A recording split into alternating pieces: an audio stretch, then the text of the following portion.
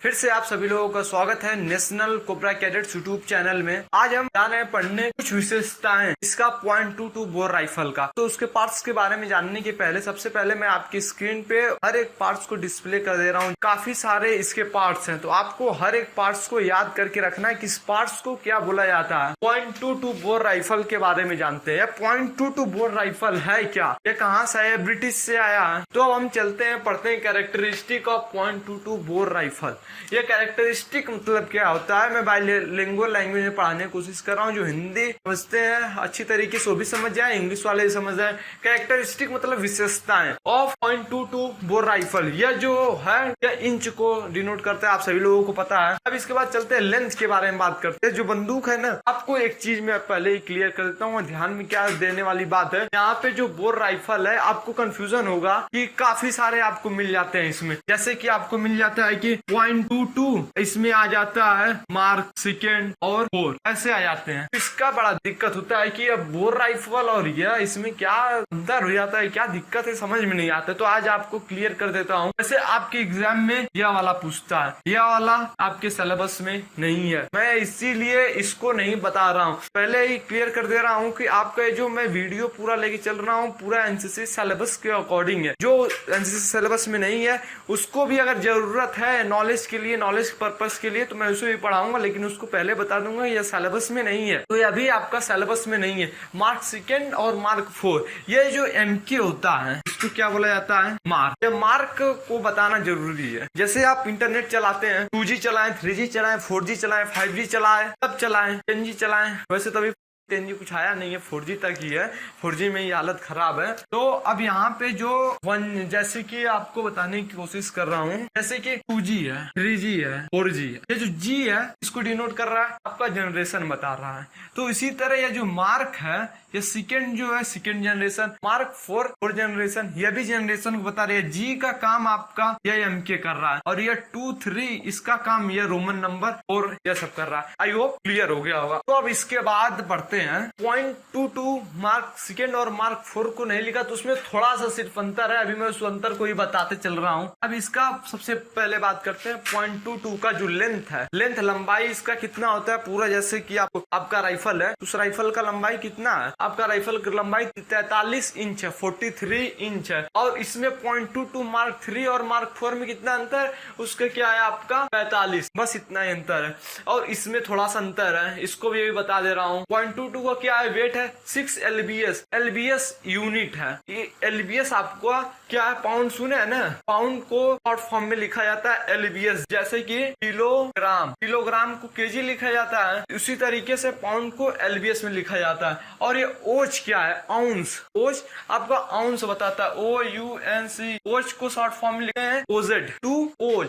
अब इसको अगर हम कन्वर्ट कर दें केजी में, 2.77 केजी, 2.77 किलोग्राम का इसका वजन होता है। और ये हम बात कर लेते हैं .22 मार्क सेकेंड और मार्क 4 का। तो उसमें क्या अंतर हो जाता है, उसका थोड़ा सा वेट इससे ज्यादा रहता है। क्या वेट में ज्यादा रहता है, 8 lbs 10 1/2 ओज, इतना आपका उसका वजन रहता है। इसका जो स्पेसिफिकेशन मैं बता रहा हूँ पूरा ऑफिशियल, जो इसका स्पेसिफिकेशन है मेरे पास यह प्रिंट आउट है। अभी आपका कितना केजी हो जाएगा, इसको अगर हम केजी में निकालें 3.92 केजी, ये आपका 2.77 या 3.92 केजी हो गया।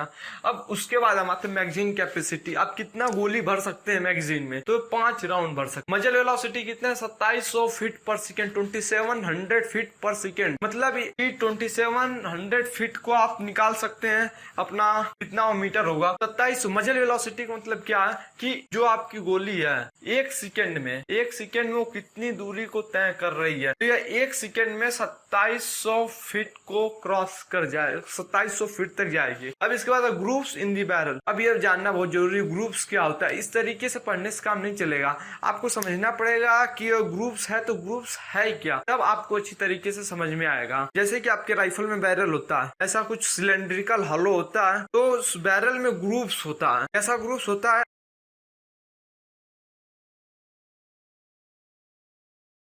तो इसमें कितना ग्रुप्स है, इसमें आपका 6 ग्रुप्स है। का काम क्या होता है, यह जो ग्रुप्स हैं, या जब गोली निकलती है बंदूक में से तो उसके स्पीड को बढ़ाते हैं, प्लस उसका जो पेनिट्रेशन क्षमता होता है, पेनिट्रेशन मतलब छेद करने का, उसका एफिशिएंसी को बढ़ा देते हैं।